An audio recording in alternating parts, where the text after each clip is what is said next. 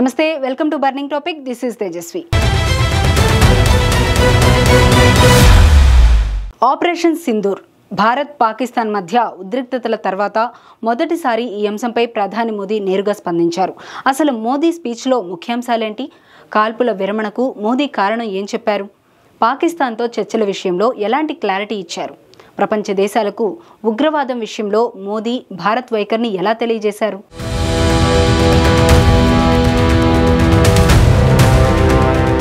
ఉగ్రవాదం ఉన్న చోట చర్చలు ఉండవు, ఉగ్రవాదం ఉన్న చోట వాణిజ్యం ఉండదు. ఇవి ప్రధాని మోదీ ఆపరేషన్ సింధూర్ ఘటన తర్వాత మొదటిసారి మాట్లాడిన మాటలు. పాకిస్తాన్పై భారత్ వైఖరిని మోదీ క్లియర్గా తెలియజేశారు. మోదీ జాతిని ఉద్దేశించి ఆపరేషన్ సింధూర్ గురించి 22 నిమిషాల పాటు మాట్లాడారు. పహల్గాంలో జరిగిన ఉగ్రదాడి, దానికి ప్రతీకారంగా భారత సైన్యం చేపట్టిన ఆపరేషన్ సింధూర్, భారత్ పాకిస్తాన్ మధ్య ఉద్రిక్తతలపై మోదీ ప్రధానంగా ప్రసంగించారు. మోదీ ఈ ప్రసంగంలో పాకిస్తాన్కు గట్టి హెచ్చరికలు జారీ చేయడంతో పాటు ఉగ్రవాదంపై వైఖరి, పాకిస్తాన్ ఉగ్రవాద మద్దతు విధానాలపై మోదీ ఆగ్రహం వ్యక్తం చేశారు. ఉగ్రవాదం చర్చలు ఒకచోట ఉండవు, ఉగ్రవాదం వాణిజ్యం ఒకచోట ఉండవు, రక్తం నీరు ఒకచోట ప్రవహించవు అనే మోదీ వ్యాఖ్యలను పాకిస్తాన్కు గట్టి వార్నింగ్గా భావించవచ్చు. పాకిస్తాన్ ఉగ్రవాదానికి కేంద్రంగా వర్ణిస్తూ ఆ దేశం ఉగ్రవాదులకు ఆశ్రయం, శిక్షణ, ఆయుధాలు అందిస్తుందని మోదీ ఆరోపించారు. పహల్గాం ఉగ్రదాడిని పాకిస్తాన్ ప్రయోజిత ఉగ్రవాద చర్యగా చెబుతూ పాకిస్తాన్ ఉగ్రవాదులతో బహిరంగంగా నిలబడినప్పుడు ఇది ఆ దేశ ప్రయోజిత ఉగ్రవాదమనడానికి సాక్ష్యం అవసరం లేదని అన్నారు ప్రధాని మోదీ. ఈ వ్యాఖ్యలు పాకిస్తాన్ సైన్యం, ప్రభుత్వం ఉగ్రవాదులతో కలిసి పనిచేస్తున్నాయనే భారత దీర్ఘకాల ఆరోపణలను బలపరుస్తున్నాయి.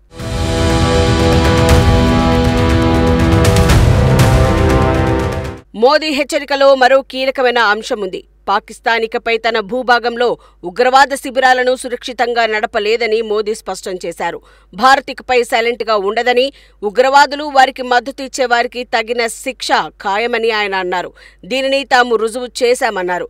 ఈ వ్యాఖ్యలు ఆపరేషన్ సింధూర్ ద్వారా పాకిస్తాన్కు భారత సైనిక శక్తిని, దృఢ నిశ్చయాన్ని చాటాయని చెబుతున్నాయి.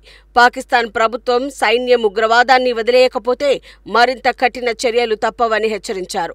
ఈ హెచ్చరికలు భారత సైనిక, రాజకీయ బలాన్ని అంతర్జాతీయంగా చెప్పడమే కాక పాకిస్తాన్ను ద్వైతపరంగా ఒంటరిగా చేయటానికి ఒక వ్యూహాత్మక ప్రయత్నంగా భావించవచ్చు. మోదీ ఉగ్రవాదంపై తన వైఖరిని జీరో టాలరెన్స్ అనే ఒక్క మాటలో స్పష్టం చేశారు.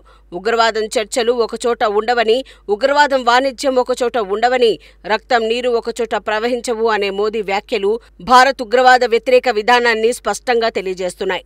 తద్వారా ఉగ్రవాదాన్ని ప్రోత్సహించే దేశాలతో ఏ రకమైన రాజీ లేకుండా వ్యవహరిస్తామనే సందేశాన్ని ఇస్తోంది. మోదీ పాకిస్తాన్తో శాంతి చర్చలు, వాణిజ్య ఒప్పందాలు, సింధు నది ఒడంబడిక వంటి సహకారాలు ఉగ్రవాదం కొనసాగితే అసాధ్యమని స్పష్టం చేశారు. ఈ వైఖరి 2016 ఉరీ దాడి, 2019 పుల్వామా దాడి తర్వాత భారత్ అనుసరించిన కఠిన విధానానికి కొనసాగింపు కావచ్చు.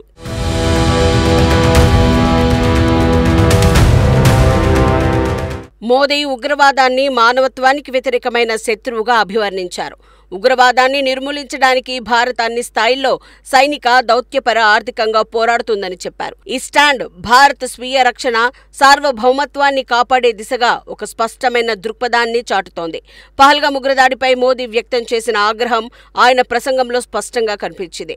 ఈ దాడిని మన అక్క చెల్లెమ్మల సింధూరాన్ని తుడిచే చర్యగా వర్ణించి దానిని భారతీయ సంస్కృతి, మహిళల గౌరవంపై దాడిగా చిత్రీకరించారు. ఈ భావోద్వేగ పూరిత వ్యాఖ్యలు దేశ ప్రజలను ఏకం చేయడంతో పాటు దాడి తీవ్రతను అంతర్జాతీయ సమాజానికి తెలియజేసే వ్యూహాత్మక చర్యగా భావించవచ్చు.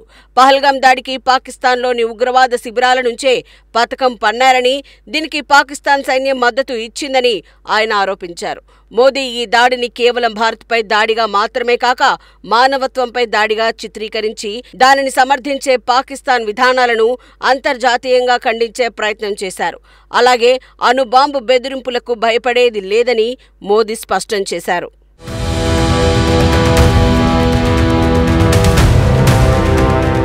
పాకిస్తాన్ ఉగ్రవాద మద్దతు విధానాలపై మోదీ ఆగ్రహం ఆయన ప్రసంగంలో స్పష్టంగా వ్యక్తమైంది.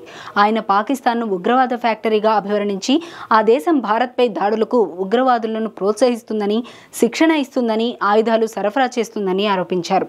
పాకిస్తాన్ ఈ విధానాలు కేవలం భారత్కు మాత్రమే కాక ప్రపంచ శాంతికి ముప్పు అని ఆయన అన్నారు.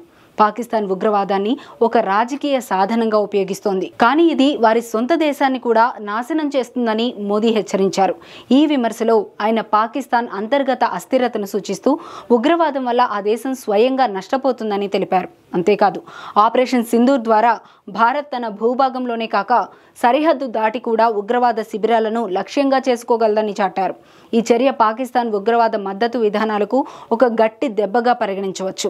ఎందుకంటే ఇది పాకిస్తాన్ భూభాగంలో భారత్ యొక్క సైనిక సామర్థ్యాన్ని, దౌత్యపరమైన ధైర్యాన్ని చూపించింది. మొత్తానికి మోదీ పాకిస్తాన్కు గట్టి వార్నింగ్ ఇచ్చారు. తాము చర్చలను జరిపితే అది పీఓకే పైనే అన్నారు. మరోవైపు మోదీ మాట్లాడిన కొద్దిసేపటికి పాక్ కాల్పుల విరమణ ఒప్పందానికి తూట్లు పొడుస్తూ కాల్పులు జరపడం మొదలుపెట్టింది. ఈ దాడులను భారత్ తిప్పికొట్టింది.